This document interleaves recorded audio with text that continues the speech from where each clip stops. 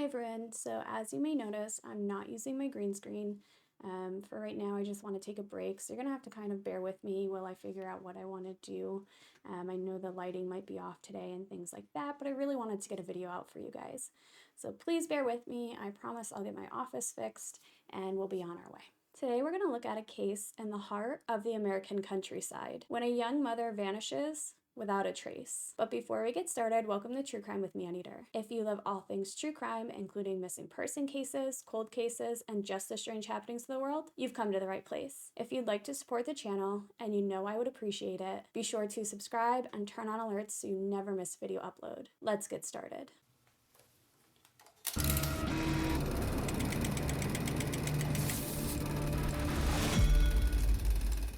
Tucked away in this remote and beautiful location with a hiking trail right at its doorstep in a secluded spot with no neighbors for miles, the house on 386 Moon Valley Drive, just on the outskirts of Dallas County in Winville, is a region that offers the charm of southern hospitality with the peace and quiet of the American countryside. Unfortunately, it's also a place where no one can hear screams. This is the type of fear that Cassidy Rainwater was feeling in her last few days. Police would find her more than a month later, and the gruesome state of her body would make national news. The beautiful Missouri countryside would harbor a deadly secret. Cassidy Rainwater was born and brought up in Harrisonville. She wasn't exactly born in a house of means and had a hard time growing up, but she did seem to make things work with a job here and there. In high school, she was dating a boy named Ben, and Ben would say that she was a happy young girl who often fell on hard times. And at 16 years old, Cassidy had a son with Ben, and they agreed to give up that child for adoption. They believed it would give him an opportunity at a better life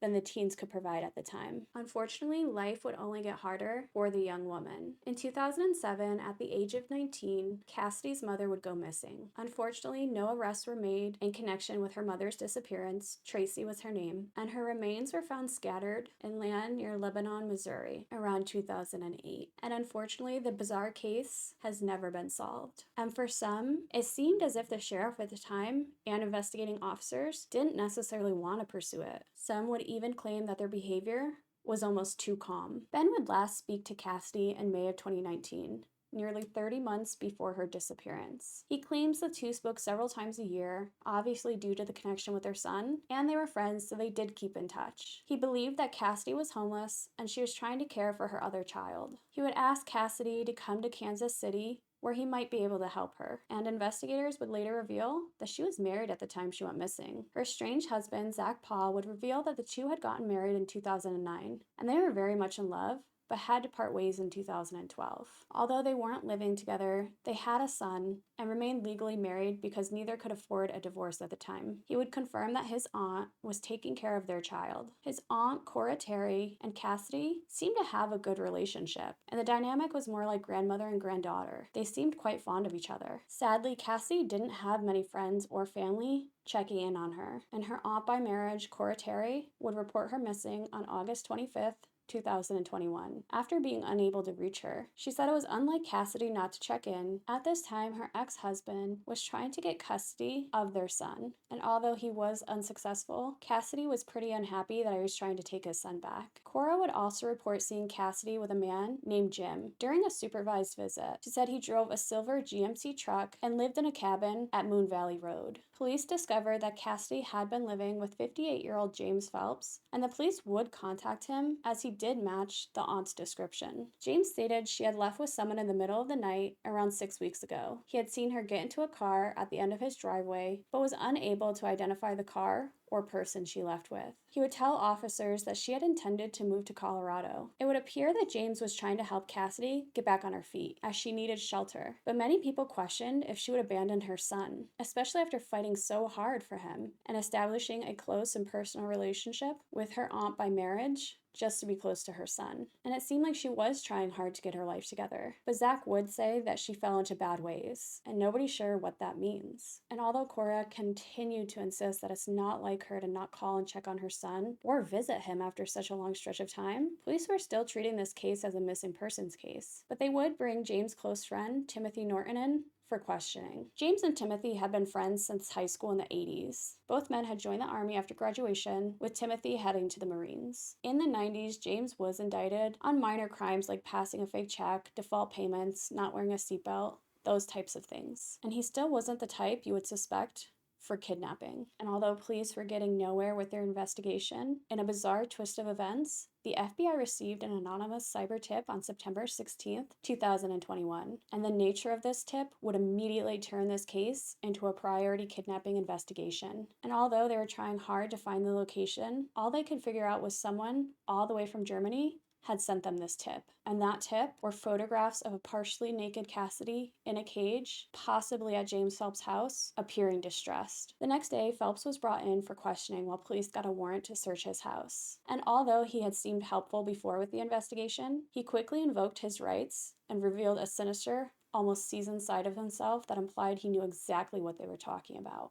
Throughout his interrogation, he maintained that he knew nothing about Cassidy's whereabouts. What you're about to hear is a vile and disgusting crime committed against an innocent person. Viewer discretion is advised. Sheriff Scott Rice and his officers assumed they would find something incriminating, possibly a ransom note, maybe he had been abusive and she fled, perhaps he had harmed her. They couldn't imagine the can of worms that they were about to open. Upon searching the property at Moon Valley Road, police found over 200 pieces of evidence and DNA connecting Cassidy to the residence. Initially, officers found the entire place odd, almost as if it had been stripped of things that had previously been there, perhaps things like Cassidy's belongings. Even if she did flee, there would be signs that she had once lived there. Police would come across naked photos of Cassidy on James Phelps' phone, and some may think that's normal in a relationship, except she had been hanging from a gantry and had been cut open. And then they would open a freezer. They would find meat stacked neatly, labeled July 24th, the way hunted meat is usually stored, except officers were shocked to find it was human flesh. Skeletal remains of Cassidy's body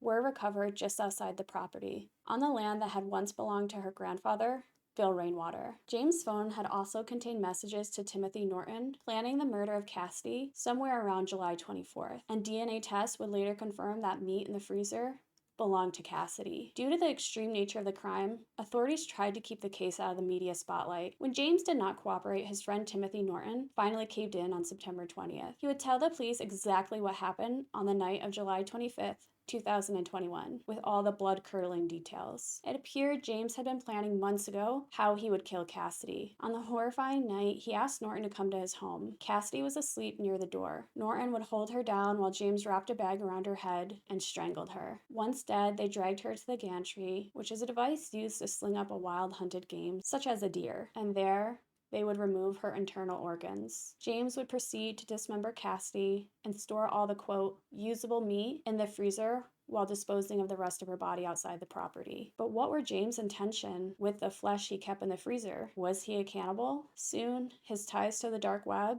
were confirmed. Allegedly, he was photographing and selling pictures of Cassidy. Was it possible a client had asked him to resort to dismembering and cutting up Cassidy? Or would he do it for his own sick satisfaction? The news of Cassidy Rainwater's death spread through TikTok like wildfire. Of course, people would start coming up with all sorts of exaggerations and rumors. Many claimed there was a gang of cannibals on the loose, whereas others swore James was a serial killer. Police had to issue official statements on Facebook to get ahead of the rumor mill, and still other victims had not been reported. Sheriff Scott Rice would express his frustration at the dangers of creating false statements. The cage, the gantry, the photographs, and the dark web all confirm one thing. This was not a one-off act. It was pre-planned, and it was highly possible that this may have been a long-term operation. On October 4th, a fire erupted on the property, burning down the active crime scene. It took first responders quite a bit of time to reach and put out the fire, and locals would claim that police were extremely incompetent during the entire investigation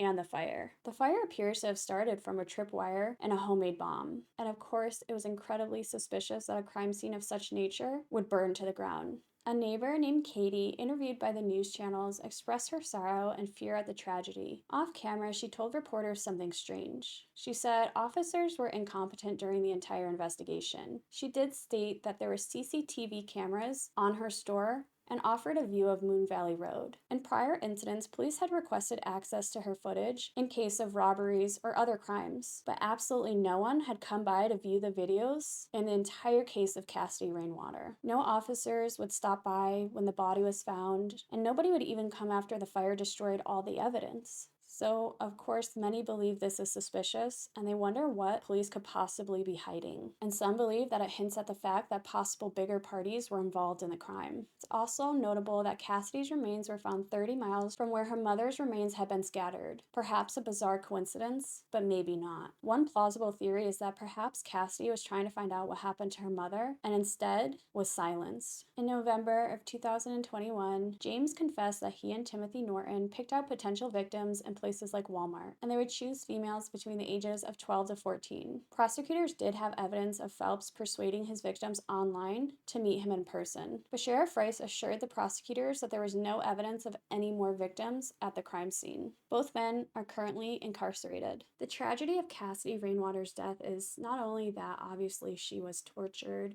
and terrible things happened to her, but she really didn't have anybody. Her mother had passed on in a suspicious way, and the only family she did have was her son, who she tried to keep in contact with and was trying to make a better life for herself. Seems like she didn't have a chance. This case is a chilling reminder that evil can be lurking in the most seemingly peaceful, quiet, and lovely neighborhoods. Cassidy could have never predicted what was going to happen to her, and unfortunately, those who wanted to supposedly help her were the ones that took her life. But that's it for today, guys. If you like this video or any other video on my channel, be sure to subscribe and turn on alerts so you never miss a video upload. If there's a case you'd like me to cover, pop it in the comments below, and I'll be sure to get to it. In the meantime, check out some other videos on my channel while you wait for the next upload, and I'll see you then.